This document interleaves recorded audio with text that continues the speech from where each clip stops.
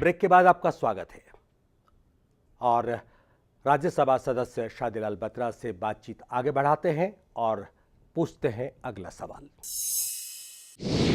आपकी कांग्रेस भक्ति देखकर मुझे बड़ा अच्छा लग रहा है। आप वो किताब पढ़ रहे हैं जिसमें एक साइड में सारे अवगुण दूसरी पार्टियों के लिखे हुए हैं, लेकिन दूसरी साइड बिल्कुल ब्लैंक है जो आप बिल्कुल नहीं पढ़ पा रहे हैं। क्या कांग्रेस का इतिहास इतना अच्छा है कि आप उसका एक भी नेगेटिव पॉइंट नहीं पढ़ पा रहे हैं? मैं कांग्रेस का पार्टी का, मैंने अभी पहले कहा है ना, आज हमें कांग्रेस पार्टी का मुकाबला दूसरे विपक्षी दलों से करना होगा। तो मैंने एक शब्द में कहा था कि कोई भी पार्टी ले लीजिए, गुणों के आधार पर उनको टेस्ट कर लीजिए, तो उस वक्त कांग्रेस पार्टी जो है ये देवता हैं, वो नहीं है। जब भी देश को जरूरत पड़ी है कुर्बानी की, वो फूल कांग्रेस पार्टी के बाग से चुना गया है। ऐसा क्यों? बड़े बैठे हैं, विपक्षी दल हैं, इनका स्वतंत्रता संग्राम में क्या योगदान था? क्या योगदान था इनका और कैसे चले थे और देश के लिए कितनी कुर्बानियाँ की थी? यहाँ आज़ादी से पहले भी और आज़ादी के बाद भी कांग्रेस ने कुर्बानियाँ दी। क्यों? अगर हम नेहरू से सुने तो नेहरू तो बड़े सुखी ऐसे धनी परिवार से थे, उनको मतलब नहीं था मोतीलाल नेहरू हो, जवाहरलाल नेहरू हो, लेकिन देश का प्रेम ही दिलाया था। जो उस वक्त कुर्बानी उन्होंने दी, देश उनको कितना ही मान सम्मान दे दे, देशवासी समझते हैं कि वो कम है। उन्होंने तो बहुत हर चीज़ को ठोकर मार के आ गए थे। महात्मा गांधी के प्रति हम कितने ही नतमस्तक हो लें, कितने ही हैं, तो वो कम होगा। तो इसलिए मैं समझता हूँ कि आज के दिन कांग्रेस पार्टी का इतिहास हर प्रकार से ठीक है, कमियाँ भी हैं, कमियाँ भी होंगी। हाँ, लेकिन आपकी मजबूरी वो बता नहीं पा रहे हैं।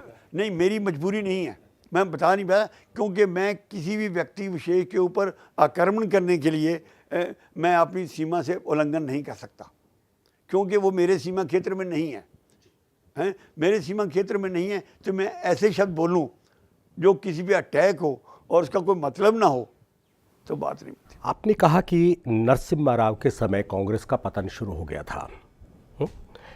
कुछ स्कैंडल भी थे जिसकी वजह से नरसिम्हा राव को कांग्रेस पार्टी ग्लोरीफाई करने से परहेज करती है।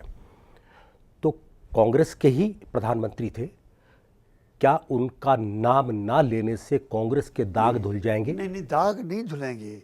वो करते हैं। अब भी जो है उनके जन्मदिन पे हैं या उनकी दूसरी कार्रवाई के लिए वो करते हैं, मीटिंग करते हैं, श्रद्धांजलि देते हैं, उनका मान सम्मान करते हैं।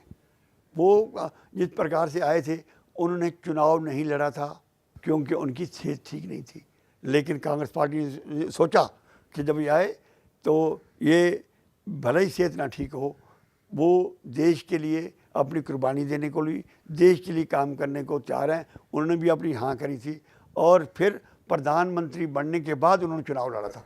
ये तो आपके ध्यान में होगा।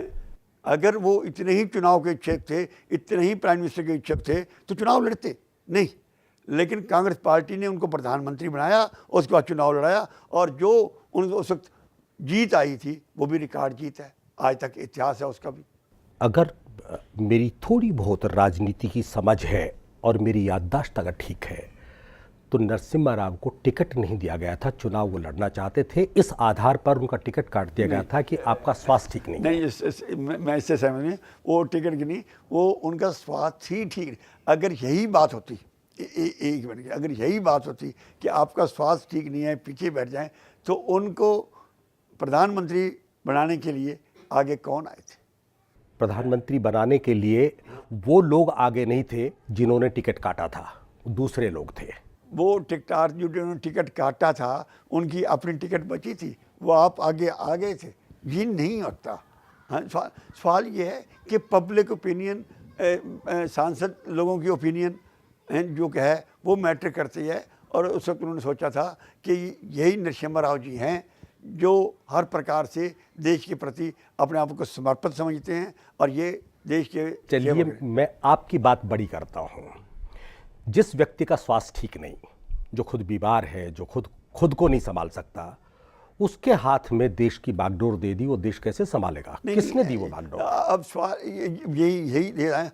ये इतना बैलेंसिंग क्वेश्चन है कि बीमार थे, एज थी, इसका मतलब ये नहीं कि उस वक्त वो अपना कुछ चलने फिरने से या मेंटली तौर पे या अलर्ट थे। हमारे मैं एक बता मैं आपकी बात को आगे मोरारजी देसाई जब प्रधानमंत्री बने थे कितनी एज थी उनकी? 82। आज 82 का आदमी जब समझता है तो मतलब बूढ़ा हो गया, मेरी सोचने की ताकत गई, मेरा दिमाग नहीं किया, न्यूरो सर्जन के पास जाऊं, कहाँ जाऊं। और वो जब प्लेन क्रैश हुआ था तो सबसे पहले वो थे जो भाग के उठ के आ गए थे, ठीक है, क्योंकि लेकिन ये बड़ी हास्यास्पद स्थिति है कि एक आदमी सांसद नहीं बन सकता क्योंकि उसका स्वास्थ्य ठीक नहीं है, लेकिन प्रधानमंत्री बन सकता है। ये आजम नहीं। उस वक्त सांसद उनके और अल्टरनेटिव थे और वो आगे थे, ठीक है। लेकिन उसके बाद जब प्रधानमंत्री आए तो ये क्या इनका अनुभव इतना है, आप उस अनुभव को इतना ही ना समझो कि अनुभव की कुछ वैल्यू नहीं होती। जीवन में अगर कोई वैल्यू है तो अनुभव की है तो उसके अनुभव के आधार पर और उनकी पास्ट हिस्ट्री के आधार पर उनको प्रधानमंत्री लाया गया था। आपने बातचीत में एक जगह हरियाणा की कानून व्यवस्था, लॉ एंड ऑर्डर की आपने बड़ी तारीफ की, लेकिन अभी एक सप्ताह पहले डीजीपी ने एक बयान दिया कि महिलाओं पर 70% अपराध में इजाफा हुआ है। तो महिलाओं पर अगर 70% अपराध बढ़े हैं तो आप कैसे कह सकते हैं कि लॉ एंड ऑर्डर की सिचुएशन ठीक है? मैं इसलिए कहता हूं कि कहीं भी घटना घटी है क्योंकि मैंने हरियाणा में भी वो सरकारें भी देखी हैं कि जो शासक थे उन पे उंगली उठ जाती थी। शासक पे इस बात की उंगली उठी हो कि उन्होंने कराया तो बात कुछ और है।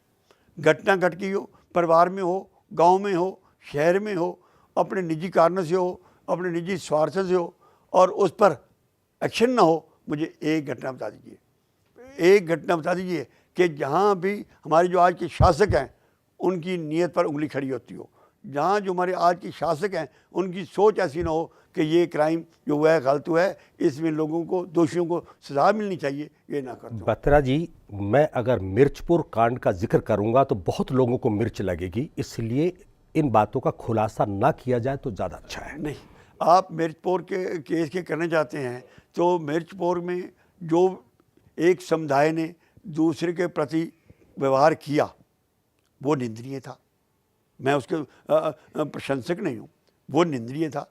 लेकिन उसके बाद सरकार का जो योगदान था वो क्या था?